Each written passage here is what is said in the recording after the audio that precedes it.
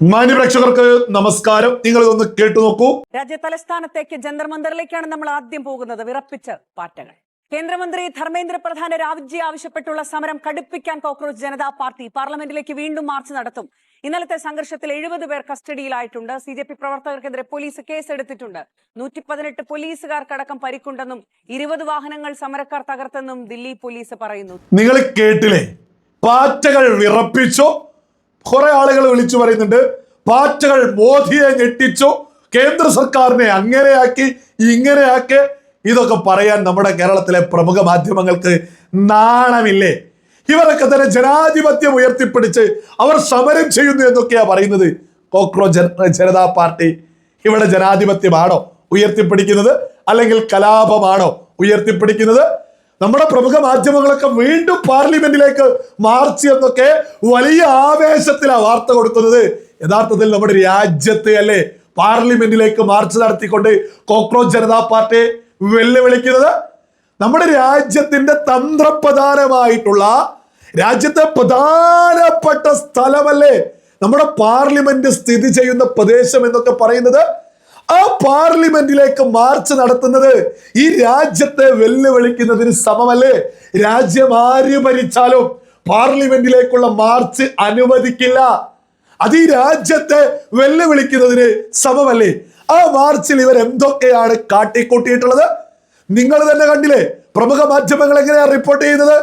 100-ലധികം police വാഹനങ്ങൾ cockroach Janata പാർട്ടിക്കാർ അടിച്ചു തകർത്തോ എന്ന് ഡൽഹി പോലീസ് പറയുന്നു. എന്ന് നാളല്ലേ ഇങ്ങനെ വാർത്ത കൊടുക്കാൻ? യഥാർത്ഥത്തിൽ നമ്മുടെ കേരളത്തിലെ പ്രമുഖ മാധ്യമങ്ങളുടെയൊക്കെ തന്നെ മാധ്യമ പ്രവർത്തകർ ഡൽഹിയിലുണ്ട്. ഈ സമരം നേരിട്ട് കണ്ടുകൊണ്ടിരിക്കുക. അവരുടെ കൺമുന്നിൽ വെച്ച് 100 കണക്കിന് പോലീസ് വാഹനങ്ങൾ കോക്രോച്ച് ജനതാ പാർട്ടിക്കാർ അടിച്ചു തകർക്കുന്നില്ലേ? ഡൽഹി പോലീസിനെ ആക്രമിക്കുന്നില്ലേ? നിരവധി പോലീസുകാരെ വളഞ്ഞിട്ട് ആക്രമിക്കുന്നില്ലേ? ഇനി മാധ്യമ പ്രവർത്തകരെ ആക്രമിക്കൽ തുടങ്ങിയില്ലേ? ഓരോ മലയാളിയും ഇതൊക്കെ തന്നെ തിരിച്ചറിയണോ? നമ്മുടെ കേരളത്തിലെ പ്രമുഖ മാധ്യമങ്ങളിൽ ഏതെങ്കിലും നിങ്ങൾ ആരെങ്കിലും കണ്ടോ കോക്രോച്ച് ജനതാ പാർട്ടി നടത്തുന്നത് കലാപമാണെന്ന് പച്ചക്ക് വിളിച്ചു പറഞ്ഞുകൊണ്ട്? അതാണ് യാഥാർത്ഥ്യം. അതിവിടെ പറയുന്നില്ല. ഇവിടെ മോദി വിരുദ്ധ രാജ്യവിരുദ്ധ ആളുകൾ ഇപ്പോ സകലരും കോക്രോച്ച് ജനതാ പാർട്ടിക്കൊപ്പം അണിചേർന്നിട്ടുണ്ട്. പാർലമെന്റിലേക്കൊക്കെ മാർച്ച് നടത്തുക എന്ന് പറയുന്നത് തന്നെ കലാപമാണ് അവരുടെ ലക്ഷ്യം. അവർ വിളിച്ചു പറയുന്നില്ലേ? അവർ ആക്രോശിക്കുന്നില്ലേ? ഞങ്ങൾ നേപ്പാൾ ഇവിടെ നടപ്പിലാക്കുമെന്ന്? സകല മലയാളികളും തിരിച്ചറിഞ്ഞോളൂ. ഒരു നേപ്പാളും ഒരു ബംഗ്ലാദേശൊന്നും ഈ കോക്രോച്ച് ജനതാ പാർട്ടിയെ കൊണ്ട് കൂട്ടിയാൽ കൂടില്ല. ഇത് ഭാരതമാണ്.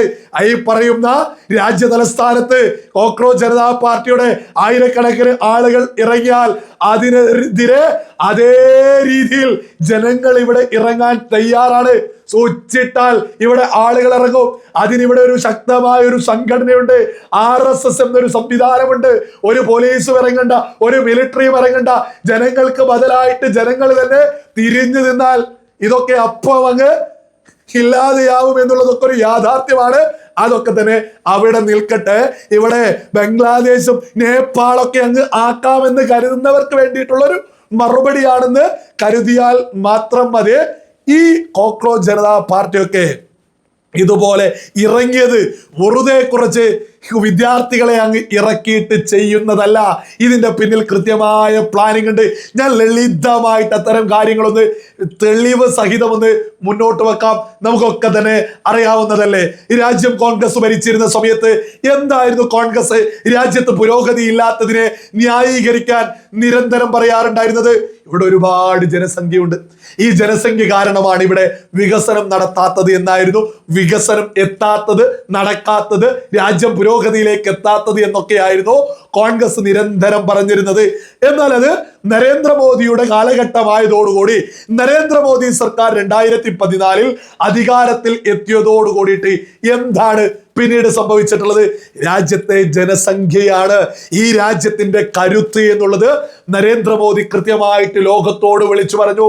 ആ ഘട്ടം മുതൽ അമേരിക്ക മുതൽ, യൂറോപ്യൻ രാജ്യങ്ങൾ മുതൽ, ഗൾഫ് രാജ്യങ്ങൾ മുതൽ വലിയ രീതിയിൽ ആശങ്ക അവർക്ക് ഉണ്ടായിട്ടുണ്ട്.